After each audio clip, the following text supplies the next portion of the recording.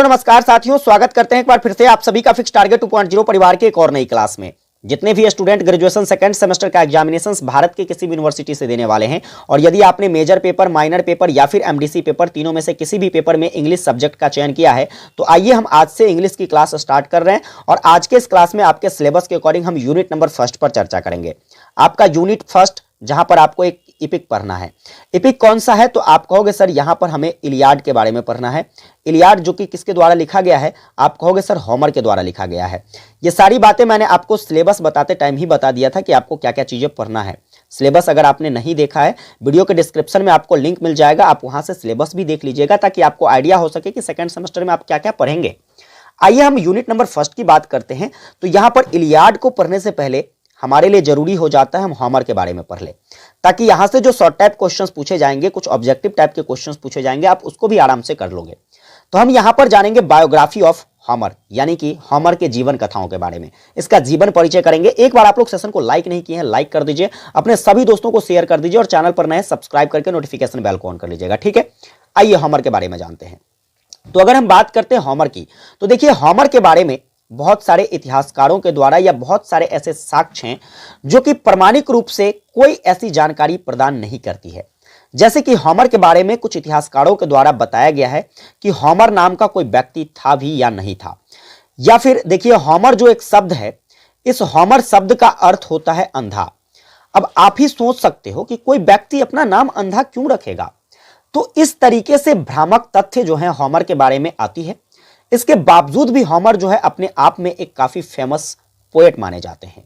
अब इसके बारे में जानेंगे और इसके साथ साथ हम इस चीज को भी जानेंगे कि होमर जो है अपने आप में एक मिस्ट्री है। क्या है? होमर अपने आप में एक मिस्ट्री है, एक रहस्य है। अब कैसे एक रहस्य है, हम इसे अंत में समझेंगे। फिलहाल आइए कुछ जानकारी हम आपको होमर के बारे में बताते चले। तो अगर हम होमर की बात करते हैं तो देखिए Homer was one of the greatest earlier poet of ancient Greek. Homer जो है भाई साहब, यह एनिशिएंट ग्रीक यानी कि प्राचीन यूनान के सबसे महान प्रारंभिक कवियों में से एक माने जाते हैं। Different information about होमर्स life is received from different sources. यहां पर होमर के बारे में हमें डिफरेंट सोर्सेस यानी कि विभिन्न विभिन्न स्रोतों से डिफरेंट इंफॉर्मेशन यानी कि विभिन्न विभिन्न प्रकार की जानकारी मिलती है कि होमर की लाइफ कैसी थी, होमर था भी या नहीं था। जैसे कि मैंने आपको पहले बताया, होमर एक अंधे कवि के रूप में भी जाने जाते हैं। तो इस तरीके से हमें विभिन्न स्रोतों से अलग अलग प्रकार की जानकारी मिलती है। The historian Herodotus dates Homer to begin alive around 8050 BC. Herodotus, जिसे हम लोग फादर ऑफ हिस्ट्री के नाम से जानते हैं। हेरोडोटस को किसके नाम से जानते हैं? आप कहोगे सर फादर ऑफ हिस्ट्री के नाम से जानते हैं। और ये बताते हैं होमर के बारे में कि होमर जो है यह लगभग 850 ईसा पूर्व के आसपास जीवित था। होमर क्या बताते हैं? लगभग 850 ईसा पूर्व के आसपास जो है होमर कोई था जो जीवित था। हाउ एवर अदर सोर्सेस, हालांकि हमें अदर सोर्स जो है, कुछ और भी स्रोत जहां से होमर के बारे में जानकारी मिलती है, अदर सोर्स हमें बताता है कि Homer was born in 20th century BC. यानी कि होमर जो था, जिनका जन्म लगभग जो है 1200 ईसा पूर्व के आसपास हुआ था, around the time of Trojan war. यानी कि जिस समय ट्रोजन वार हुआ उस समय ही इनके जन्म के बारे में माना जाता है कि इनका जन्म हुआ था। अब आपके मन में एक सवाल आता होगा कि सर ट्रोजन वार के बारे में थोड़ा सा बता दीजिए कि ट्रोजन वार क्या है। तो मैं जो आपको इलियाड पढ़ाऊंगा, यहां पर डिटेल में चर्चा किया गया है ट्रोजन वार के बारे में, तो हम इसको डिटेल में वहां पर पढ़ेंगे। फिलहाल इतना जान लीजिए कि कुछ साक्ष्य से हमें यह जानकारी मिलती है कि होमर का जो जन्म हुआ था यह 1200 ईसा पूर्व में ट्रोजन वार के आसपास जो है इनका जन्म माना जाता है।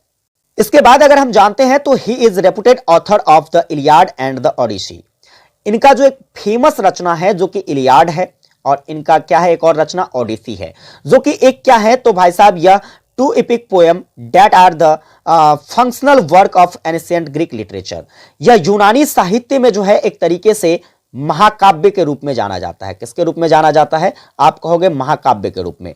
जैसे कि हम भारतीय साहित्यों की बात करें तो भारतीय साहित्य में जैसे कि हमारा हो जाता है वेद, वेद को महर्षि वेदव्यास के द्वारा लिखा गया है। जैसे कि हमारा हो जाता है रामायण, महर्षि वाल्मीकि के द्वारा लिखा गया है। तो इन सभी चीजों से जिस तरीके से हमें भारत के साहित्यिक परिचय मिलते हैं, जिस तरीके से इसमें हमें विभिन्न विभिन्न प्रकार की जानकारियां मिलती है, संस्कृतियों के बारे में पता चलता है, ठीक उसी प्रकार से जो है यहां पर ये आपका इलियाड और ये आपका ओडिसी है, जो ग्रीक लिटरेचर में काफी ज्यादा फेमस है और यह इसे एक महाकाव्य के रूप में जाना जाता है। इसके अतिरिक्त अगर हम इसके बारे में और जानने की कोशिश करेंगे तो he is regarded as one of the greatest and most influential author of the time. ऐसा कहा जाता है, ऐसा माना जाता है कि यह इस काल के जो हैं, यह अपने समय के काफी ज्यादा महान और काफी प्रभावशाली ऑथर थे, रचनाकार थे। Greek and Roman did not count this themselves educated unless they knew his poem। यानी कि ग्रीक यानी कि यूनानी जो थे वो और रोमन जो थे वो, ये दोनों जो है, इन सभी का मानना था कि अगर आप होमर को नहीं पढ़ते हैं, होमर की रचनाओं को नहीं पढ़ते हैं, तो आप पूरी तरीके से एजुकेटेड नहीं हैं। मतलब आप समझ सकते हैं कि होमर की रचनाएं ग्रीक और रोमन में किस प्रकार से प्रभावशाली था। इसके बाद कहता है his influence was felt not only on literature। इन्होंने जो है अपना प्रभाव कहां पर केवल और केवल साहित्यों के प्रति ही नहीं दिखाया, इन्होंने अपनी वक्तव्य को सिर्फ साहित्य में ही नहीं रखा, इन्होंने जो है but on ethics and morality, इन्होंने नैतिकता पर भी विचार करा, इन्होंने मोरालिटी पर भी विचार करा। इन सभी तथ्यों पर इन्होंने काफी सारे तर्क दिए। और वैसे भी जो व्यक्ति, जो रचनाकार, जो भी साहित्यकार हैं, अगर वह भाई साहब साहित्य के बारे में चर्चा करता है, किसके बारे में चर्चा करता है, तो वह नैतिकता पर निश्चित ही चर्चा करेगा, मोरालिटी पर निश्चित ही चर्चा करेगा। तो उसी प्रकार से होमर ने भी इन सभी चीजों को कवर किया है अपने जीवन काल में, इन सभी पर चर्चा करते हुए बताया गया है। He is the first source to look for information on Greek myth and religion.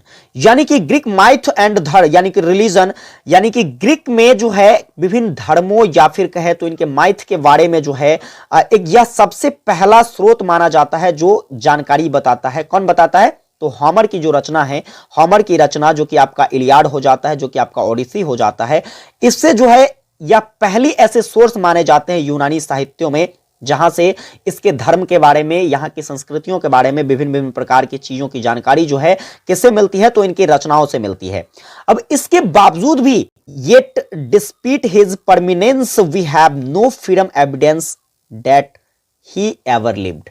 इसके बावजूद भी भाई साहब हमें कोई प्रमाणिक तौर पर ऐसा सबूत नहीं मिलता है, ऐसा साक्ष्य नहीं मिलता है कि होमर जीवित भी था या होमर नाम का कोई व्यक्ति भी था।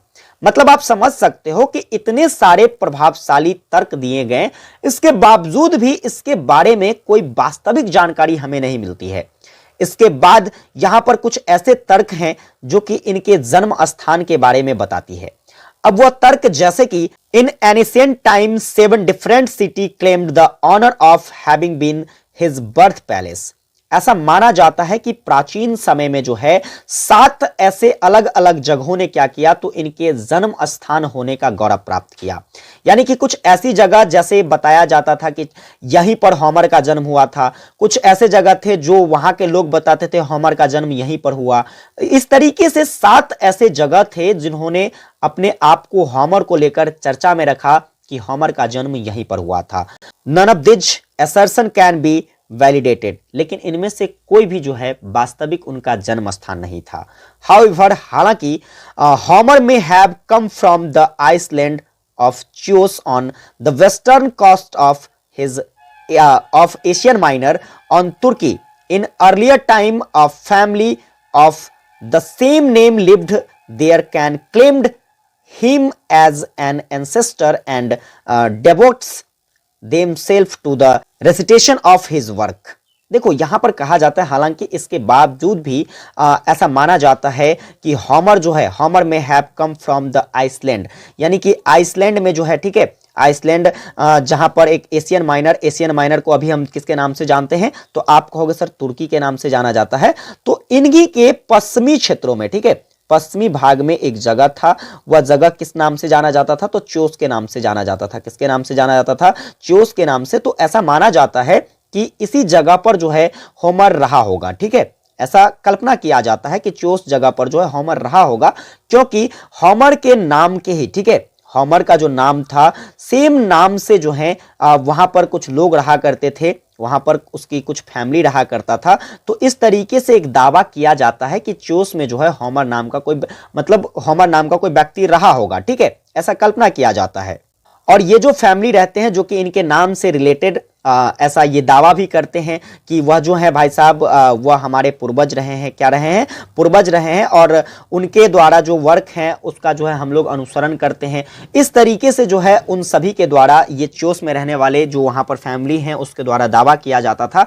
तो इस आधार पर आप कह सकते हो कि होमर जो है भाई साहब यह कहां रहा होगा, तो चोस में रहा होगा। कुछ ऐसे प्रमाणिकता जो है हमें मिलता है। इसके बाद अगर हम बात करते हैं तो देखिए होमर जो है अपने आप में एक मिस्ट्री भी माना जाता है। अब यह मिस्ट्री यानी कि रहस्य क्यों माना जाता है, जरा हम इस पर चर्चा करते हैं। तो इसके बारे में मैंने आपको पहले ही बताया है कि Homer was a mystery, Homer जो है एक रहस्य है, क्योंकि some scholar believes him to be one man. कुछ ऐसे विद्वान हैं, कुछ ऐसे साइंटिस्ट विद्वान हैं जिनके द्वारा जो है इन्हें एक आदमी के रूप में जाना जाता है, एक आदमी के रूप में इसकी पहचान होती है। लेकिन अदर थिंकर, कुछ ऐसे विचारक हैं जो कि मानते हैं क्या, तो iconic stories when created by a group, यानी कि होमर के द्वारा जो रचना की गई है, ठीक है, होमर ने जो रचना किया है इलियाड या फिर इसका जो रचना है ओडिसी, ऐसा कुछ इतिहासकार, कुछ ऐसे विचारकों के द्वारा माना जाता है कि यह रचना होमर के द्वारा नहीं किया गया है। इसको जो है क्या किया गया है, तो एक जो है एक समूह के द्वारा, एक लेखकों के समूह के द्वारा जो है इसे क्या किया गया है, तैयार किया गया है।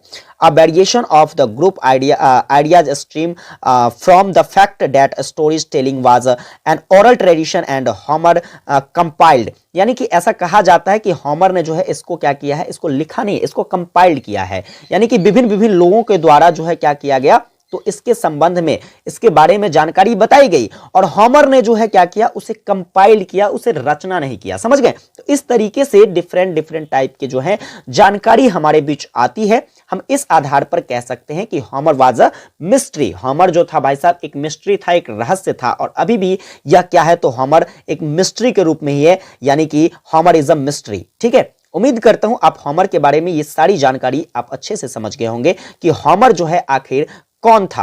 होमर के बारे में इतिहासकारों का कैसा मानना है, साक्ष्यों से हमें इसके बारे में किस प्रकार की जानकारी प्राप्त होती है, इनके वर्थ पैलेस के बारे में किस प्रकार की जानकारी मिलती है, और यह अपने आप में एक रहस्य क्यों है, ये बात आप समझ गए होंगे। एक बार आप लोग कमेंट करके बता दीजिए कि सर ये सारी बातें जो हैं हमें अच्छे तरीके से समझ में आ गया कि होमर जो है वह कौन है। यस टाइप कीजिए अगर आपको समझ में आ गया है होमर के बारे में।